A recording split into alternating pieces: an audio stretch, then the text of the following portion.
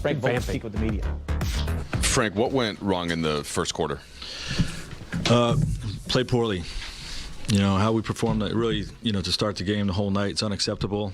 Our ball security, our focus on what we're trying to do offensively wasn't there, led to a lot of turnovers and a lot of fast break points for them. And, our defensive focus wasn't where it needed to be either. And, this is a tough matchup to play small ball against, with DeAndre Ayton and their firepower at the guard position. We knew that was going to be tough, but, definitely got to be better than we were tonight.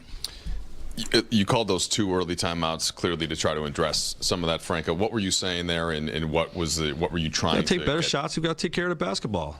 We're taking terrible shots and we're turning the ball over, and they're just getting runouts. And obviously, that puts you at a disadvantage to start.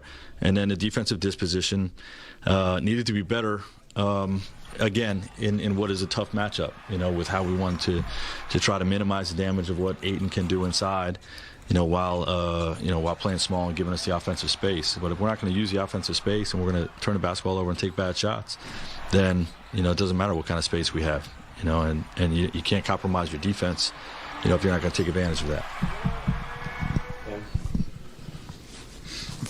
Frank, you talk about shot selection and things like that. Did you view?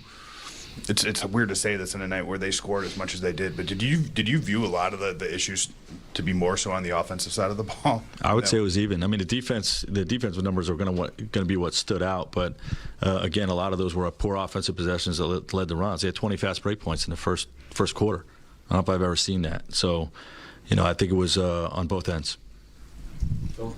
Where do you start in trying to defend? Sorry, let me get my. Where do you start in trying to address the defensive stuff that you talked about? I mean, I know it's been season long. Look, we're trying to make things happen, with a smaller lineup, which is benefiting our best player offensively, and giving us a chance. But it's not a lineup that's built to be great defensively. And unless we really execute our switching the right way and everything that goes into negotiating through some of the mismatches that are created. And certain opponents are tougher to do that against than others. So, you go back, we started the second half a different way, with more of a conventional lineup with Dwight. I don't know if that was much better.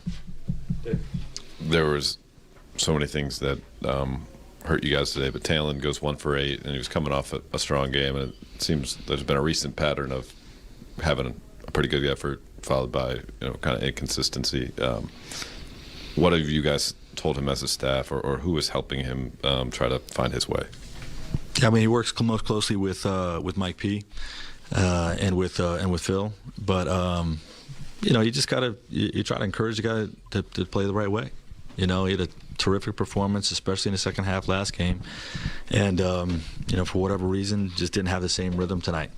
So we'll look at the tape. We'll continue to work with our guys like we always do, and hopefully we're better tomorrow. I know the general principle has been see how he feels, but any early prognosis on LeBron's availability for tomorrow? No. See how he feels tomorrow. Any other questions? How did you feel, in addition to the turnovers, how did you feel the ball movement was for you guys tonight? I think the assist numbers were, especially with the starting group, were really low. Nothing we did tonight was good enough.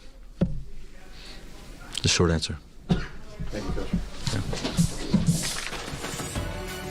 Monday is the second night of a back-to